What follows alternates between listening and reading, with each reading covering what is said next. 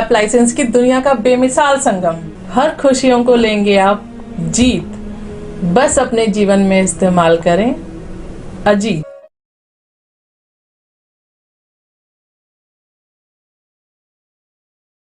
सभी मीडिया बंधुओं को नमस्कार। दोस्तों, आप सब जानते हैं कि बहुत लंबे समय से मैं मीडिया से दूर रहा हूं, कोई प्रेस कॉन्फ्रेंस भी नहीं की है। आज बड़ा व्यथित महसूस कर रहा था तो आप सबको बुलाया और एक इस तरह की प्रेस कॉन्फ्रेंस आयोजित की है। आज हमारे देश के अंदर एक उत्तर प्रदेश के पूर्व मुख्यमंत्री हैं अखिलेश यादव, जिन पर हमारे वर्तमान मुख्यमंत्री श्री योगी आदित्यनाथ जी ने आरोप लगाया है कि उनके तार अहमदाबाद ब्लास्ट केस के आतंकवादियों से जुड़े हुए हैं, जिसका कल डिसीजन आया था। आप लोग ये भी जानते हैं कि पंजाब के अंदर एक मुख्यमंत्री ने गृह मंत्री को लिखा है कि दिल्ली का मुख्यमंत्री खालिस्तानी है, और एक कवि है, नाम लेना उचित नहीं है, उन्होंने भी आरोप लगाया है कि केजरीवाल जो दिल्ली का मुख्यमंत्री है वो आतंकवादी है, उसकी एक्टिविटी आतंकवादी है, वो खालिस्तानियों का समर्थक है। मन इसलिए ज़्यादा व्यथित था कि एक मुख्यमंत्री चुना हुआ मुख्यमंत्री है, अगर वो वास्तव में खालिस्तानी है या आतंकवादियों का समर्थक है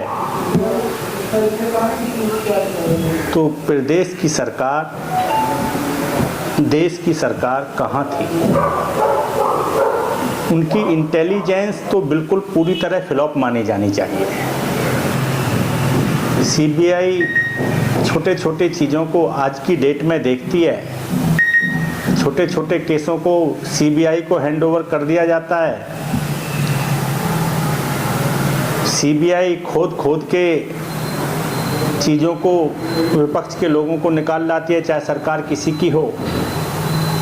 हमारी LIU रिपोर्ट, अगर कोई आदमी डीएम को ज्ञापन देने भी जाता है तो उसकी भी लखनऊ तक खबर पहुंच जाती है कि कल फलाना आदमी डीएम को ज्ञापन देगा, बिना बताए पहुंच जाती है। हमारे अभिभावक अगर किसी विरोध प्रदर्शन को स्कूल के आगे करें तो उसकी पहले खबर पहुंच जाती है। एक मुख्यमंत्री और एक पूर्व मुख्यमंत्री आतंकवादी हैं या उनके आतंकवादियों के साथ संबंध हैं, इतनी बड़ी खबर, इतनी बड़ी चीज़ें देश में छुप कैसे गई? दो ही चीज़ें हैं, या तो सरकार प्रदेश की जो उत्तर प्रदेश के अंदर माननीय योगी आदित्यनाथ जी के नेतृत्व में चल रही है, उसका इंटेलिजेंस फेलियर है, या वो झूठ बोल रहे हैं। यदि वो झूठ बोल रहे हैं तो ये और बड़ा दुखद विषय है कि 5 साल सरकार करने के बाद आप एक आदमी को जो पूर्व मुख्यमंत्री रहा है और वर्तमान में भी मुख्यमंत्री का प्रबल दावेदार है, कहे चाहे कोई भी, ऐसा प्रतीत होता है कि उत्तर प्रदेश के अंदर दोनों में बहुत भारी कंपटीशन है। ऐसे आदमी को आप आतंकवादियों से जोड़ रहे हैं और अभी तक चुप हैं। मैं तो चाहता था कि जैसे ही इन्होंने आतंकवादियों के साथ केजरीवाल को जोड़ा, पूर्व मुख्यमंत्री अखिलेश यादव को जोड़ा, तो ये तत्काल प्रभाव से इस मैटर को सीरियस लेंगे और इनको तत्काल प्रभाव से इंक्वायरी के लिए बुलाएंगे। मगर ऐसा तो कुछ प्रतीत नहीं हुआ। इसका मतलब तो ये है कि मैटर इतना सीरियस नहीं है, ये केवल चुनावी था। मुझे लगता है चाहे वो चन्नी जी हैं, क्योंकि पंजाब के अंदर एक आतंकवादी घूम रहा है, जगह जगह प्रचार कर रहा है, उन्होंने अरेस्ट क्यों नहीं कराया? चाहे वो हमारे गृह मंत्री जी हैं, उन्होंने तुरंत अरेस्ट क्यों नहीं कराया? ये सोचने का विषय है। इतने गंभीर लोग देश के अंदर खुलेआम घूम रहे हैं, इनको अरेस्ट नहीं किया जा रहा है, ये विडंबना है।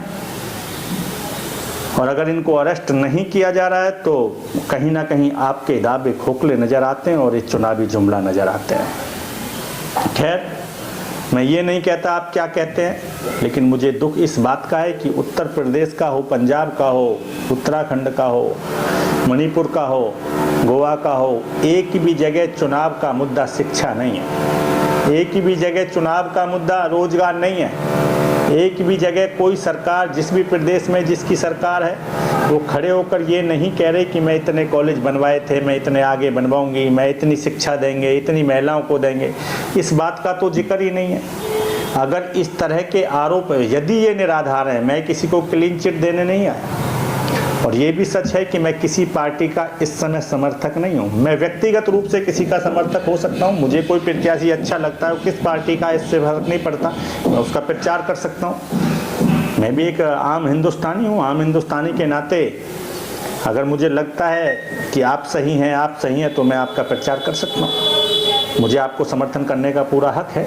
लेकिन मैंने ना कोई पार्टी इस समय मैंने ज्वाइन कर रखी है, ना मेरा कोई इरादा है, ना मैं किसी का समर्थक हूँ।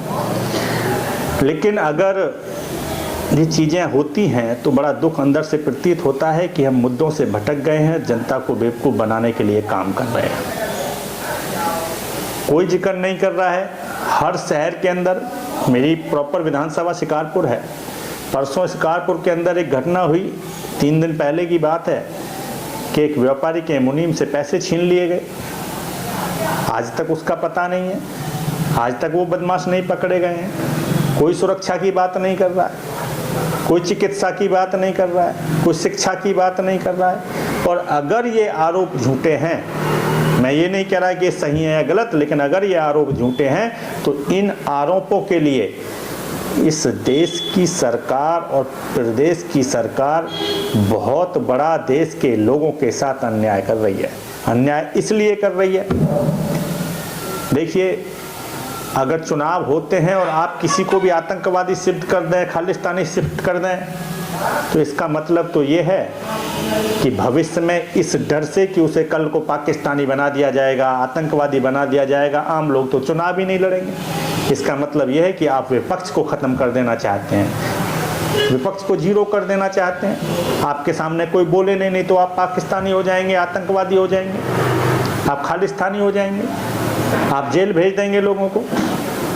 और जेल भी भेजे ना उन लोगों को अगर वो वास्तव में खालिस्तानी समर्थक हैं, वो देश का बंटवारा करने जा रहे हैं। ऐसा आदमी खुला घूम कैसे रहा है, उसको जेल भेजिए। आप भेज नहीं रहे। अगर आप जेल नहीं भेज रहे हैं तो आप झूठ बोल रहे हैं। अगर आप झूठ बोल रहे हैं तो देश की जनता के साथ बहुत बड़ा अन्याय कर रहे हैं, क्योंकि आप मुद्दों से भटकाकर लोगों को आतंकवादी बनाकर ऐसा माहौल बना रहे हैं कि आगे से चुनाव ही ना लड़े। क्या लोकतंत्र ऐसे बच सकता है? क्या ऐसे व्यवस्थाएं चल सकती हैं? जब तक आप खड़े होकर ये खुल्लम खुल्ला ना कहें कि इसके साथ ये दिक्कत। और मैं तो ये कहता हूँ, जिसने ये आरोप लगाए कि अरविंद केजरीवाल खालिस्तानी है, वो नया राष्ट्र बनाना चाहता है पंजाब का, उस आदमी को भी साथ में बैठाया जाए, उसकी भी इंक्वायरी होनी चाहिए कि वो 7 साल से चुप क्यों था। जब 7 साल पहले वो कहता है कि इसने ये अपनी मन की इच्छा जाहिर की, तो 7 साल से वो आदमी क्यों चुप था, उसकी भी इंक्वायरी होनी चाहिए। इसका मतलब उसने भी कहीं ना कहीं उस आदमी के साथ साठगांठ की जो वो चुप था। आज किसी दूसरे आदमी से साठगांठ करके वो खुल्लम खुल्ला बोल रहा। अगर उसने साठगांठ नहीं की है तो उस आदमी की भी इंक्वायरी होनी चाहिए और दोनों की बराबर इंक्वायरी होनी चाहिए, क्योंकि इस साजिश के अंदर दोनों लोग ही शामिल होंगे। लेकिन ये तो अजीब सी बात है, जिसने आरोप लगाए उसको हाई जेट सिक्योरिटी दी जा रही है, जिस पे आरोप लगे उसको खुला घूमने दिया जा रहा है।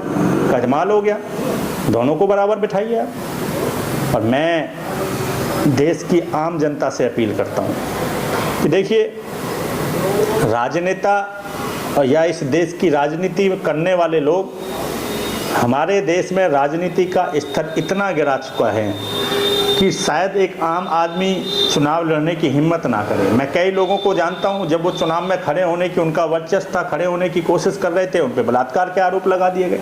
यहाँ तो हमारे देश के चीफ जस्टिस को नहीं छोड़ा, उसको बलात्कार के आरोप में फंसा दिया गया। कितने नेताओं को फंसा दिया गया। अब आतंकवादी बनाने शुरू कर दिया। अरे मुद्दों की बात कब होगी इस देश के अंदर? मेरा सारा परिवार सत्ताधारी पक्ष के साथ जुड़ा हुआ है, मैं खुद जुड़ा रहा, लेकिन इसका मतलब ये नहीं कि गलत का समर्थन कर दिया जाए। गलत का समर्थन नहीं होना चाहिए। मेरे देश के नौजवान आस देख रहे हैं, आंखों में आंसू भरे बैठे हैं। मैं निकलता हूँ सड़कों पे, देखता हूँ आंसू हैं उनकी आंखों में कि उन्हें कहीं से कोई रोजगार मिले, कहीं से उनका काम धंधा चले। आप गांव-गांव जाइए, आपको गांव के अंदर 1 या 2 लड़की ऐसी मिलेंगी कि जो डिग्रियों कॉलेजों के अंदर रेगुलर रूप से पढ़ने जा रही हैं। शहर के एरिया के अंदर जरूर मिल जाएंगी क्योंकि वहाँ सुविधाएं हैं। हमारे देश के 5 से 7% बच्चे केवल ऐसे हैं जो ग्रेजुएशन में एडमिशन ले पाते हैं। उसका कारण सिर्फ इतना है क्योंकि आपने देश के अंदर इतने डिग्री कॉलेज नहीं खोले कि जो उन बच्चों की पूर्ति हो सके। वो मेरिट और इसके नाम पर बाहर खड़े हो जाते हैं। डिग्री करने का अधिकार तो 3rd डिवीजन वाले लोग बच्चे को भी है। वो 3rd डिवीजन वाला बच्चा तभी तो डिग्री कर सकता है जब आपके पास सीट हो, वैकेंसी हो। आपके पास है ही नहीं। आप उन व्यवस्थाओं पर ध्यान नहीं दे रहे, शहर की सुरक्षा पर ध्यान नहीं दे रहे। किसी एक नगर पालिका का नाम बताइए पूरे उत्तर प्रदेश के अंदर, किसी एक नगर निगम का नाम बताइए जो ये सोच रहा हो। जिस ज़्यादातर नगर निगम इस प्रदेश के सत्ताधारी पक्ष के हैं, ज़्यादातर नगर पालिकाओं के जो चेयरमैन है वो सत्ताधारी पक्ष के हैं। किसी एक का नाम बताइए जो ये सोच रहा हो कि मेरे नगर के अंदर CCTV कैमरे लगे हों, व्यापारियों को सुरक्षा मिल जाएगी। कोई एक नगर पालिका का नाम बताइए जो इसके चेयरमैन ये सोच रही हो कि मेरे यहाँ पे प्रस्ताव भी लेके आई हो कि मेरे शहर के मेन चौराहों पे, बाजारों में CCTV कैमरे हो जिससे वारदातें ना हो, व्यापारी खुल के व्यापार कर सके। कैसे आप कब तक इस विडंबना से बाहर लोगों को नहीं आने देंगे? और अब ऐसा लगता है कि चुनाव ही ना हो क्योंकि अब तो पाकिस्तानी हो जाएंगे, आतंकवादी हो जाएंगे। और सबसे बड़ी बात है कि आतंकवादी हो गए जो लोग, उनको अरेस्ट नहीं कर रहे। आप करिए। ऐसे इतने बड़े क्रिमिनल लोग खुले कैसे घूम रहे हैं? अब आप कहेंगे कि इंक्वायरी होगी। अरे इतने बड़े आतंकवादी की इंक्वायरी होगी, होती रहेगी। फिलहाल अरेस्ट करिए, फिलहाल आप अरेस्ट करिए। आपका उद्देश्य केवल वोटों तक है, वोट के बाद ये संत हो जाएगा। वोटों की राजनीति में देश को कुचलने का, आम लोगों को कुचलने का ऐसा माहौल पैदा ना करें कि देश के अंदर लोग चुनाव लड़ने से डरें। और आप ये बनाते जा रहे हैं। मैं हर राजनीतिक पार्टी के नुमाइंदे से अनुरोध करूंगा कि प्लीज़ देश में ऐसा माहौल ना बनाए। शिक्षा, चिकित्सा, रोजगार, व्यवसाय, इन सब की बात की जानी चाहिए। मैं इसी के लिए आज सबके बीच में व्यथित होकर ये प्रयास कर रहा हूँ कि देश की राजनीति से आप सभी लोग हैं जो इस तरह के आतंकवादियों को उखाड़ें या इस तरह के आतंकवादी के आरोप लगाने वालों को उखाड़ें। आपको विश्वास करना है कि कौन सही है, कौन गलत है। आ रहे हैं चुनाव, हो रहे हैं चुनाव, लेकिन भटक रहे हैं मुद्दे, भटक रहा है रोजगार, भटक रहा है नौजवान, भटक रही है शिक्षा। आप सोच समझ के वोट करें, बहकावे झूठे आरोप में भी ना करें। और अगर ये आरोप सच हैं तो इनको तुरंत तत्काल प्रभाव से हमारी अपील है कि इनको अरेस्ट किया जाए। अरेस्ट करने के बाद में इनसे इंक्वायरी की जाए। अभी हम इसी बात को कह रहे हैं। आपका कोई सवाल हो तो आप पूछ सकते हैं। यूपी में चुनाव चल रहे हैं, आप इस चुनाव को किस तरीके से देख रहे हैं? क्योंकि भाषा की मर्यादा सभी पार्टियां लांघ चुकी हैं। सर, भाषा की मर्यादा का वस्तुत्व है कि कितनी भाषा आप गलत बोल सकते हैं, वो पब्लिक को बहकाने का एक रास्ता है। हर पार्टी लांघ रही है, लेकिन जहां राष्ट्र का मुद्दा हो, मैं बार बार यही कहूँगा, ये राष्ट्र के मुद्दे हैं कि अगर एक आतंकवादी मुख्यमंत्री का उम्मीदवार है, आतंकवादी से संबंध रखने वाला मुख्यमंत्री का उम्मीदवार है, उसकी जगह जेल में होनी चाहिए, उसकी जगह बाहर घूमने की नहीं होनी चाहिए। और एक मुख्यमंत्री अगर ये आरोप लगा रहा है तो उसको तुरंत अरेस्ट कर लेना चाहिए। अगर मुख्यमंत्री ये कहे कि आतंकवादी हो फिर भी अरेस्ट नहीं करा रहा है, इससे बड़ी बात क्या हो सकती है? लेकिन मर्यादा एक लिमिट तक अच्छी है। आप वोट लेने के लिए देश को तोड़े ना, देश में कम से कम गलत माहौल पैदा ना हो। अंकित जी, आप कह रहे हैं कि पार्टियां मुद्दे से भटक रही हैं, लेकिन वर्तमान में प्रदेश के अंदर भाजपा सरकार है। भाजपा सरकार के जो मुखिया, प्रदेश के जो मुखिया वो योगी आदित्यनाथ है, वो लगातार जनता के बीच में ये बात को कह रहे हैं कि उत्तर प्रदेश पूर्व की सरकारों से अधिक अब भयमुक्त हो चुका है। उत्तर प्रदेश में युवाओं को रोजगार दिया गया है और भयमुक्त हो चुका है। देखिए, जो सरकार आती है, चाहे वो वर्तमान सरकार है या पहली सरकार है, वो अपनी खूबियाँ गिनाने के लिए कुछ भी कह सकती है। इसका डिसीजन जनता करती है। वर्तमान में जो आंकड़े आए हुए हैं, सपा सरकार के अंदर जो केस दर्ज हुए थे हमारे थानों के अंदर, और अब जो योगी सरकार के अंदर इस समय हमारे थानों में जो केस दर्ज हुए, उनकी संख्या 1.5 गुनी हो गई। अगर संख्या 1.5 गुनी हुई है, इसका मतलब तो वारदातें हुई हैं। हम अपनी पीठ को अपने आप मियाँ मिट्टू बन के थपथपाते हैं, इसका तो कोई तोड़ है नहीं। थपथपाइए, मैं क्लीन चिट ना समाजवादी को देता हूं ना बीजेपी को, लेकिन कड़वा सच ये है कि आप देश तोड़ने तक तो ना जाएं। एक मुख्यमंत्री को जो बनने वाले हों उसको आतंकवादी को तो ना बिठाएं उस कुर्सी पे। इससे तो कम से कम दिमाग में लाएं कि एक आतंकवादी कुर्सी पे ना बैठे, या जो कह रहा है वो कुर्सी पे ना बैठे। दोनों में से एक डिसीजन पे तो पहुंचना पड़ेगा। और किसी का कोई सवाल हो तो ठीक है, नहीं तो इसको भी फिनिश करते हैं। बहुत बहुत धन्यवाद, नमस्कार।